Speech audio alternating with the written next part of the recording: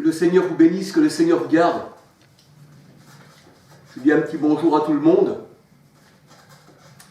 Alléluia. À Eliphaz aussi, bien sûr. Gloire au Seigneur. Aujourd'hui, j'aurais voulu vous parler du discernement des esprits. Un enfant de Dieu, quelqu'un qui appartient au Seigneur, il se doit de discerner les choses de Dieu avec les choses du monde. Si on confond les choses de Dieu avec les choses du monde, alors ça fait un peu comme si on se trouvait dans les religions. Nous voyons dans la religion catholique,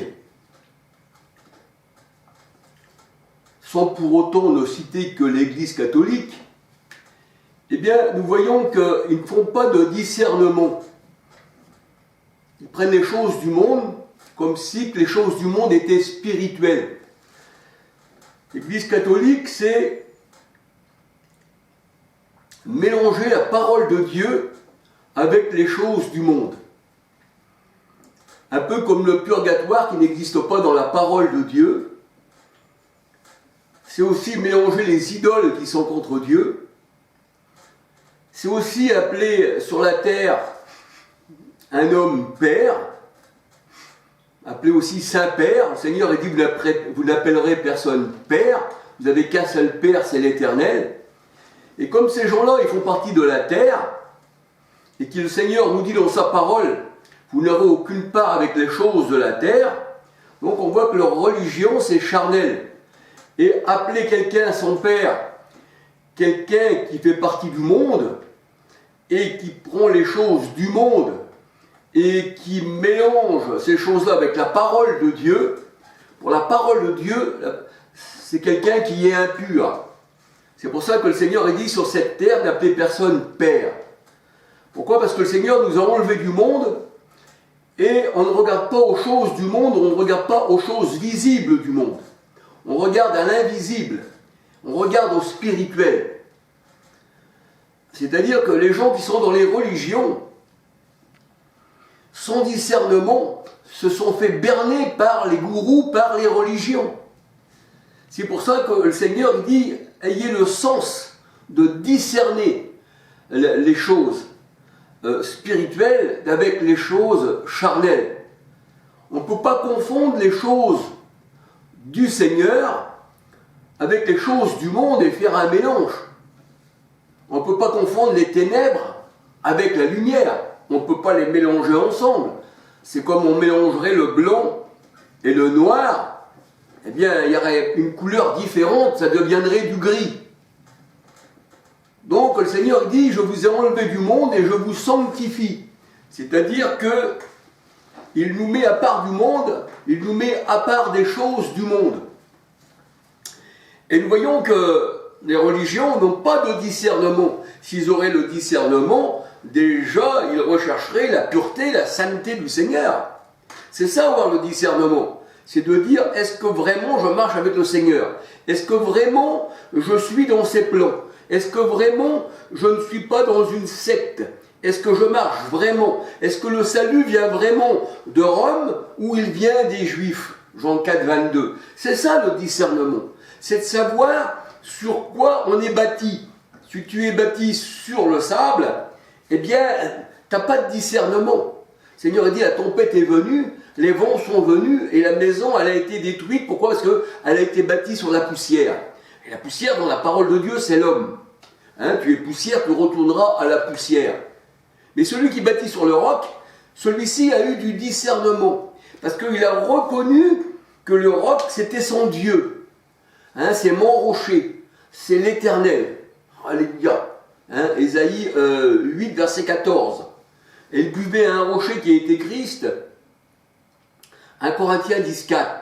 Donc ce rocher, ce roc, c'est bâtir sur quelque chose qui n'est inébranlable. Mais pour cela, il faut avoir du discernement. Et le discernement, on ne peut l'avoir que si on a l'Esprit du Seigneur. Si on n'a pas l'Esprit du Seigneur, on ne peut pas discerner les choses.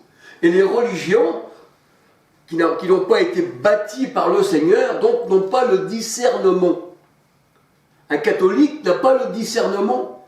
Le Seigneur Jésus-Christ n'a jamais dit « tu seras catholique ». Cette religion n'existait pas autour du Christ. Les protestants sortis du catholicisme, c'est pareil. Ils n'ont pas le discernement.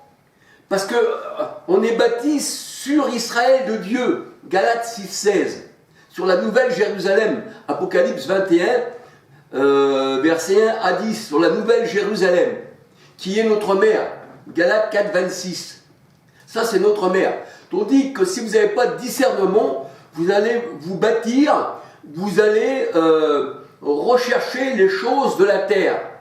Parce que vous n'avez pas l'esprit, parce que c'est par l'esprit qu'on a le discernement. Vous allez rechercher cette Jérusalem qui représente la chair, qui représente les ennemis de Dieu, qui représente tout ce qui est contre l'esprit. Et si on n'avait pas l'esprit, eh bien, on sera charnel et on se mettra contre Dieu qui est esprit. C'est ça que je veux dire.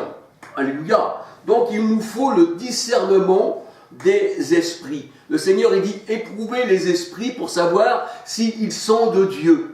Éprouvez-les. Et tu n'auras aucune part avec les esprits impurs.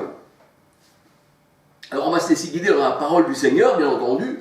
Alléluia. Donc, il faut avoir du discernement. Si on n'a pas de discernement, on se fait tromper. Ah oui. Il faut savoir discerner les choses, même dans la vie courante. Si vous n'avez pas de discernement, si vous ne recherchez pas les choses telles qu'elles sont, les choses vraies, eh bien, on va vous tromper sur la marchandise. Vous n'avez pas su discerner la personne qui est venue vous tromper, alors elle vous a vendu une voiture qui était à bout de souffle, elle l'a embellie, avec vos yeux, on va dire, non exercés, non spirituels, je parle selon la parole de Dieu, eh bien, vous n'avez pas vu que cette voiture-là, elle a été embellie, qu'elle a été enjolivée, on va dire, hein, comme enjoliveur, hein, c'est ce que ça veut dire, hein. Ça embellit les roues et ça donne un éclat à la voiture. Mais en réalité, tout ça, tout ce qui est badigeant, comme la parole de Dieu nous dit, hein, comme les hommes, hein, ils ont construit des murs, ils ont mis du badigeon, c'est ça que les faux prophètes, ils vous mettent du badigeon pour pas que vous voyiez l'intérieur. Alors on vous fait miroiter l'extérieur, mais à l'intérieur c'est des loups. Et si on n'a pas le discernement, eh bien on va se laisser tromper. Et le troupeau, eh bien, sans discernement, comme c'est un faux berger hein, qui est là, un mercenaire, comme la parole de Dieu nous dit, qui n'a pas de souci des brebis, de la vie des brebis, eh bien va dévorer les brebis, les emmène à l'abattoir. Parce qu'il faut le discernement. C'est ce que la parole de Dieu nous dit. Tu n'as pas de discernement, pour le Seigneur, tu es quelqu'un d'égaré. Tu ne sais pas où tu vas. Tu ne connais pas quel chemin tu faut prendre. Si c'est à droite ou à gauche. Hein, comme on dit à gauche, eh bien c'est les boucs. À droite, c'est les brebis. Et là, il y a deux chemins. On va se laisser guider par la parole de Dieu d'ailleurs. Donc on voit qu'il nous faut du discernement. Le discernement des esprits.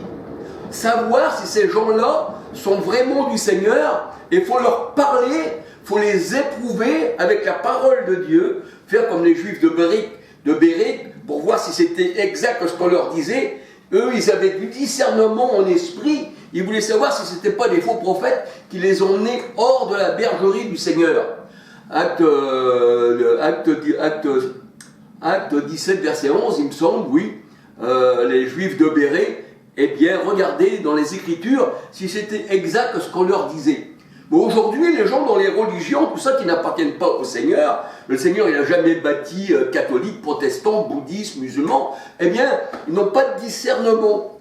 Pour eux, ils écoutent, ils arrivent là, la première place, elle était là, on m'a enseigné ça, maintenant il y a toute ma famille qui est là, je ne veux pas me séparer de ma famille, et puis même si c'est l'erreur, après tout, parce qu'ils n'ont pas le discernement, ils n'ont pas l'esprit. Il faut avoir l'esprit du Seigneur pour avoir le discernement. La parole de Dieu, elle dit, c'est le Seigneur qui le dit dans sa parole, je crois que c'est dans, je ne me rappelle plus, je crois que c'est dans Jean 10, verset 33, dans ces choses-là. Alors les pharisiens lui disaient, mais toi qui es un homme, tu te fais Dieu. Toi qui es un homme, tu te fais Dieu. Mais le Seigneur, il dit, à tous ceux à qui la parole a été enseignée, j'ai dit, voici, vous êtes des dieux. Parce que quand la parole rentre en toi, tu deviens comme ton Seigneur, tu deviens un Dieu, tu as du discernement. Mais celui à qui la parole n'a pas été entrée en lui, qui a rejeté la parole, mais qui est dans une religion, parce que les ténèbres ne l'ont pas reçue, hein, c'est ça les religions. Hein. Elles font croire qu'elles sont de Dieu, elles se déguisent en anges de lumière, mais en réalité c'est les ténèbres. Hein. Ils veulent faire croire, alors ils disent quelques paroles, mélangées des choses du monde, un peu comme les catholiques. Jamais le Seigneur, il a dit, tu seras habillé comme le pape, dans la coutume du pape, avec son chapeau en forme de poisson, et puis tu te feras appeler prélat, tu te feras appeler Monseigneur, mais jamais le Seigneur a dit ça, tu te feras appeler Saint-Père. Et puis ensuite, eh bien voici, vu que tu n'as aucun discernement, tu vas à genoux devant une statue là, qui est fait en usine, hein, en rafale, en usine, tu vas... Alors, ça c'est... Il n'y a pas de discernement. Pour ça que le Seigneur a dit, il ne rentrera pas en lui-même, il ne va pas discerner que cette statue-là a été faite en usine, avec le même plat qu'il aurait pu faire, je ne sais pas, un mur, voilà, ouais. Alors c'est ça le discernement. Il faut savoir vraiment si on sert vraiment le Seigneur, ou si on sert les hommes. Ayez du discernement en vous-même. Mais on a beau dire, on a beau crier, ils ont les oreilles bouchées. Parce que le Seigneur, il leur a bouché les oreilles pour qu'ils croient au mensonge. Donc ils ne peuvent pas avoir de discernement. Hein, dans 2 Thessaloniciens 1, 9, 10, la parole de Dieu nous dit que Dieu leur a envoyé une puissance d'égarement selon leur cœur pour qu'ils croient au mensonge. Alors quand tu crois au mensonge, la statue là qui va faire quelque chose pour toi, cette statue qui va pleurer, alors que tout ça, ça a été préparé d'avance par des petits tuyaux que ça arrive aux yeux de la statue, et plus loin on appuie sur une pompe pour faire pleurer. Alors les gens sont discernements, ils disent ah ben elle pleure du sang et c'est ça. Mais qu'est-ce que ça ferait que la parole de Dieu, une statue qui pleure du sang, qui pleure même des larmes, hein, on peut y faire pleurer n'importe quoi, ça c'est les yeux sont trompeurs, ça c'est la convoitise des yeux, mais c'est pas la convoitise comme le Seigneur il dit, c'est la convoitise du monde, hein, et le monde passe à sa convoitise aussi. Ça c'est pour faire croire aux gens que si on met une statue comme ça là, qui pleure, eh bien, elle pleure pour toi, alors que la parole de Dieu, elle dit, tu ne te feras aucune statue. Alors, c'est ça qu'appelle le discernement. S'il devrait dire, bah tiens, la statue que tu as fait là, c'est écrit dans la parole de Dieu, pourquoi tu fais de cette statue en plaque? Et la statue représente aussi les hommes. Puisque des fois, bien souvent, les statues représentent aussi ceux qui sont décédés. Ça représente les papes, où on se met à genoux devant, les hommes sont divinisés. C'est ça les statues. Alors si tu connais la parole, mais alors pourquoi tu as fait une statue comme ça, que tu veux que je me mette devant une statue? Tu voudrais même lui dire, mais tu es en contradiction avec la parole de Dieu. Ça ne peut profiter ces choses-là qu'à l'adversaire. Elle pleure la statue, ah oui, mais pourquoi qu'elle pleurerait? Pourquoi qu'elle pleure? Une statue qui pleure. Tu veux me berner, tu me racontes des histoires. C'est pas la parole de Dieu, tu es un menteur. Vous avez pour père le diable et vous êtes des menteurs et vous ne comprenez pas ma parole, qui dit le Seigneur. Dans Jean 8, 43, 48. Pardon, dans Jean 8, 43, 44. C'est ça, être berné. Être berné, ça veut dire que les religions, toutes les religions qu'il y a dans le monde, vous ont berné. Vous avez les yeux fermés, vous n'avez pas de discernement, et sans discernement, sans l'esprit du Seigneur en vous, eh bien, parce que dans les religions, c'est pas là qu'on trouve l'esprit. Hein. Le Seigneur, il ne se trouve pas chez les morts, il se trouve chez les vivants. Pourquoi cherches-tu parmi les morts celui qui est vivant? Eh bien, vous êtes berné. Vous êtes à tout vent de doctrine. Et l'écuménisme vous berne encore. Parce que vous n'avez pas de discernement. On veut dire que le Seigneur, il a dit, voici, je te sépare des nations. Je te sépare de tous ces gens qui adorent les statues, qui adorent des choses contraires à ma parole. Et on voit qu'il y a l'écuménisme et tout le monde dit, ah, plus qu'un. Ben oui, ça c'est plus qu'un dans la fornication. On dit que le Seigneur, son Église, elle est qu'un, mais dans la sainteté. Avec une seule parole, un seul troupeau, un seul berger, un seul chemin, et un esprit de discernement. Et vous n'avez pas le discernement. Vous n'avez pas le discernement des esprits. Et c'est à cela qu'on reconnaît ceux qui n'appartiennent pas au Seigneur, parce qu'ils n'ont pas le discernement des esprits. Alléluia. Donc on va se laisser guider par la parole de Dieu. Alléluia. Il faut donc avoir le discernement des esprits. Alors nous savons que Dieu est en nous par l'Esprit, la parole nous dit. 1 Jean 4, 13. Dieu est en nous par l'Esprit. Et il donne des ordres, le Seigneur, par l'Esprit. Acte 1, verset 2.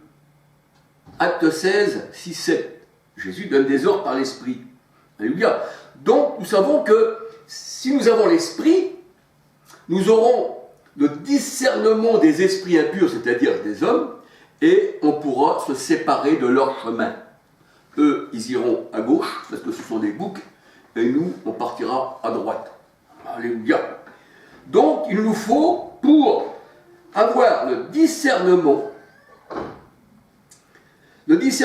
qui sonde les choses, parce que la parole de Dieu a dit que l'Esprit en nous, c'est lui qui nous fait sonder les choses spirituelles. Alléluia. C'est lui qui nous fait connaître ce qu'il y a de caché dans le cœur des hommes. Alléluia. Parce que pourquoi? Avec le discernement, eh bien, on va les éprouver, et d'après ce qu'ils vont dire, ce qu'ils vont parler et ce qu'ils vont faire, c'est comme quelqu'un qui se met à genoux devant une statue, eh bien, tout de suite, le Seigneur, il nous donne l'esprit de discernement que celui-ci n'est pas du Seigneur. Si on vient à toi avec un chapelet, puis qu'on dit, il faut que tu pries le chapelet, comme les musulmans, comme le bouddhiste, ils ont tous des chapelets, ça c'est les religions. Eh bien, si on dit ça, si tu le fais, tu n'as pas de discernement. La parole de Dieu est contraire à cela. Alléluia. Donc nous voyons que c'est ça le discernement.